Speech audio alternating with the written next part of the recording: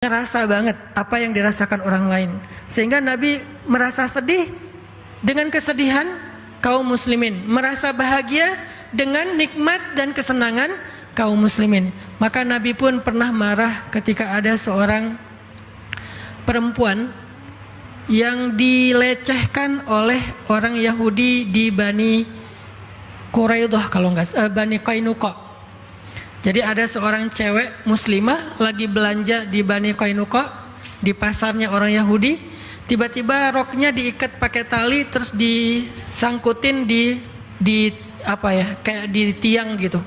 Sehingga ketika perempuan ini berjalan, auratnya kesingkap, kelihatan kakinya, kelihatan auratnya. Dia malu, nangis gitu kan.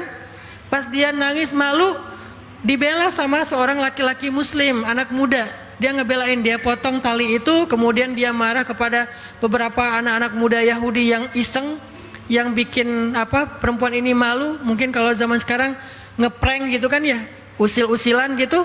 Dia marah, akhirnya laki-laki yang ngebelain perempuan ini malah dikeroyok sama pemuda Yahudi sampai dia meninggal dunia. Maka Nabi langsung marah, kemudian mengatakan, sekarang kita akan menuntut keadilan kepada Bani Qainuqa. Datanglah Nabi mengepung benteng Bani Qainuqa sampai akhirnya mereka diusir dari kota Madinah. Kenapa? Karena Nabi itu ngerasain apa yang dirasakan perempuan, malunya. Nabi itu ngerasain apa yang dirasakan keluarga laki-laki yang terbunuh tadi. Betapa mereka sedih dan merasa kehilangan, sehingga keadilan harus ditegakkan. Itu namanya ukhuwah. Dalam konteks yang lebih sempit, kita belajar pelan-pelan merasakan kesulitan yang sedang dirasakan saudara kita, merasakan malu yang dirasakan oleh saudara kita, menjaga perasaan. Makanya Nabi pernah menyampaikan beberapa contoh, diantaranya dalam kitab Riyadhus Shalihin itu ada tuh, larangan mempermalukan saudaranya di depan dia. Salah satu hadisnya, janganlah kalian mencela orang yang buang angin. Sampai itu dibahas dalam hadis. Janganlah kalian mencela orang yang buang angin. Kenapa kalian mencela dan mentertawakan sesuatu yang kalian lakukan juga? Jadi nggak boleh diketawain. Kenapa kok Nabi sampai menyampaikan hadis ini? Gara-gara dalam satu majelis, namanya juga orang mungkin lagi nggak enak badan kali ya. Dalam satu majelis ada seorang laki-laki, buang angin dan kedengaran.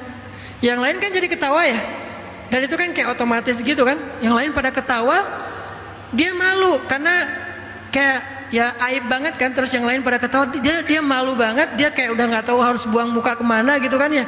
Terus Nabi langsung menetralisir keadaan dengan mengatakan, janganlah kalian mencela atau mentertawakan orang yang buang angin. Kenapa kalian mentertawakan sesuatu yang kalian juga melakukannya?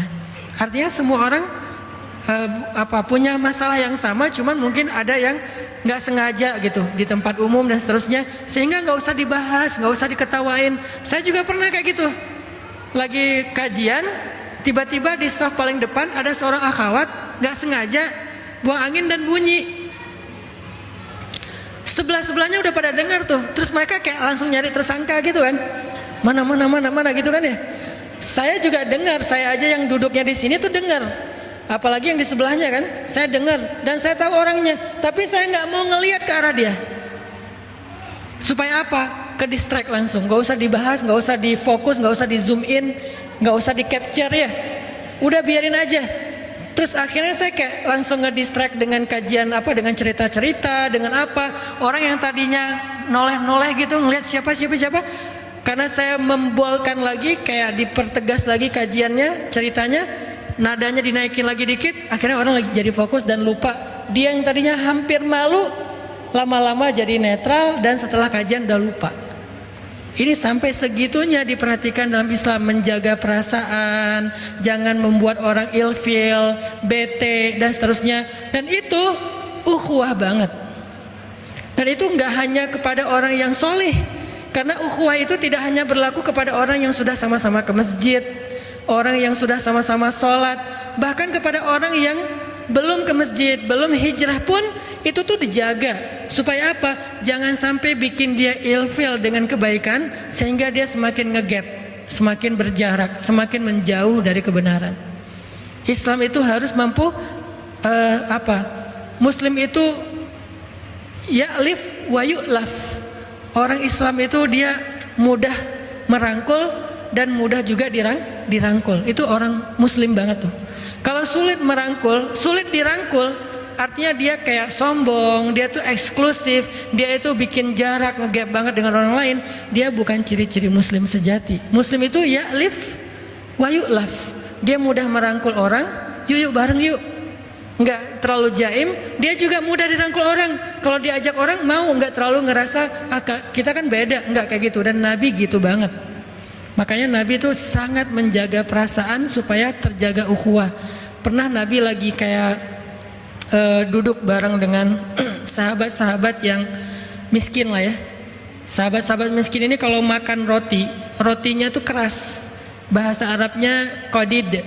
Qadid itu artinya roti keras yang udah lama, kalau pengen dimakan nggak bisa langsung dimakan, harus direndam dulu pakai air. Saking kerasnya udah kayak kerupuk gitu. Nah itu namanya qadid. Nabi duduk di antara orang-orang miskin yang lagi kayak mau makan qadid gitu. Terus pas Nabi duduk di antara mereka, mereka jadi sungkan. Aduh nggak enak nih. Masa kita mau ngasih roti kayak gini buat Nabi, buat Rasulullah. Terus gimana dong, kita nggak sanggup beli roti yang lembut. Terus Nabi tersenyum mengatakan, saya adalah anak seorang perempuan yang biasa makan qadid. Saya anak seorang perempuan, ibu saya tuh adalah pemakan qadid. Jadi kita udah biasa makan kayak gini di rumah. Maksud Nabi apa? Biar nggak ada gap antara beliau dengan orang-orang yang lagi ngajak beliau makan. Itu namanya yu'laf, mudah diajak barengan, nggak terlalu ngegap. Jalan lagi tuh Nabi bareng dengan orang miskin. Ketemu orang miskin, mereka pada sedih gitu ya. Nabi bilang, tahu nggak, orang miskin itu masuk surga 500 tahun lebih dulu daripada orang kaya. Oh gitu ya Rasul. Akhirnya mereka semangat. Bukan semangat dalam kemiskinan ya. Maksudnya semangat untuk nggak pede, nggak baperan, nggak kemudian pesimis, nggak jadinya menjauh dari rombongan atau dari orang-orang banyak. Jadi dibangkitkan semangatnya. Ketemu sama penggembala, Nabi bilang apa? Tidaklah Allah mengutus Nabi kecuali pernah menjadi penggembala. Jadi yang penggembala juga merasa kayak pride gitu. Wah ternyata profesi kita tuh profesi para Nabi. Ketemu dengan orang kaya, tidak ada kecemburuan kecuali kepada dua orang. Satu orang berilmu, satu lagi orang kaya yang banyak berinfak. Jadi semua orang bisa dibahagiakan hatinya oleh Nabi. Nggak ada yang ngerasa ketemu Nabi bete, itu nggak ada. Saya belum pernah mendengar cerita ada orang bete ketemu Nabi, itu nggak ada. Yang ada lagi bete ketemu Nabi bahagia, itu banyak tuh. Yang tadinya bete banget di rumah, pas ketemu Nabi happy, pas balik ke rumah bete lagi, itu banyak. Salah satunya adalah Hanzalah. Hanzalah lagi sedih duduk sendiri, datang Abu Bakar. Abu Bakar nanya, kaifa asbahta ya Hanzalah? Gimana keadaan kamu pagi ini wahai Hanzalah? Hanzalah ngelihat Abu Bakar dan bilang, nafaqah Hanzalah, kata Hanzalah. Hanzalah itu munafik, tahu nggak kamu? Abu Bakar bingung. Kaifa dzalik? Kenapa kamu ngomong kayak gitu? Kenapa kamu merasa diri kamu munafik wahai Hanzalah? Kata Hanzalah, wahai Abu Bakar, saya tuh kalau ketemu Nabi bahagia. Kalau ketemu Nabi iman saya naik. Kalau ketemu Nabi saya tuh jadi semangat beramal soleh. Saking iman saya lagi naik, saya merasa diri saya tuh jadi orang yang paling soleh di muka bumi. Saking saya ngerasa jadi orang soleh, seolah-olah dari tempat duduk saya tuh bisa ngelihat surga kalau lagi dekat sama Nabi.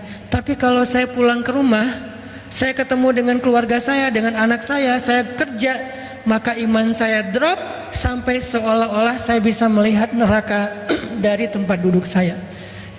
Itu adalah kata-kata Hanzalah.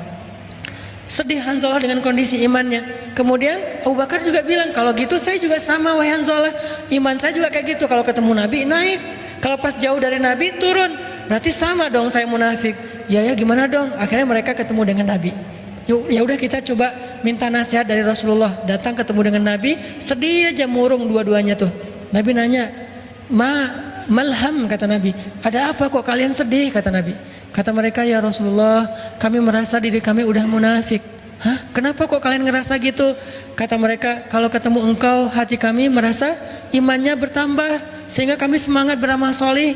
Tapi kalau jauh darimu iman kami drop dan kami jadi mudah berbuat dosa dan jauh dari Allah. Nabi kemudian tersenyum memberi mereka nasihat. Tahu nggak? seandainya iman kalian kondisinya stabil terus seperti kalian ketemu saya, maka kalian akan berjabat tangan dengan malaikat dan malaikat akan menemani kalian pergi kemanapun kalian pergi. Malaikat akan nemenin. Tapi kata Rasul, sa'atan fasaatan. Iman itu memang kayak gitu. Ada sa'ah waktunya turun, ada waktunya naik. Jadi Nabi itu kayak apa ya? Kayak menghibur dan mencoba untuk menguatkan mereka. Bukan malah, oh berarti emang benar sih kalian munafik. Enggak digituin sama Nabi. Dasarnya kalian emang gitu ya, kalau ketemu saya aja imannya naik, berarti kalian gak jujur sama Allah. Taubat kalian, istighfirullah, minta ampun sama Allah. Enggak, Nabi itu enggak gitu. Enggak dimarahin, enggak digalakin. Malah Nabi tersenyum dan bilang sa'atan fasaatan. Memang harus ada prosesnya. Kadang iman naik, kadang iman turun, tapi berusaha terus ya, jangan menyerah. Kayak gitu. Ini menunjukkan bahwa Nabi itu selalu bisa bikin orang happy. Itu ukhuwah. Bisa enggak kita jadi orang yang kayak gitu? Kemana kita pergi, orang di sekeliling kita itu malah jadi happy. Dan itu buat saya juga jadi kayak agenda atau PR besar buat pribadi saya. Kadang-kadang kita tuh jangankan orang lain ya, keluarga aja nggak bisa kita bikin happy terus.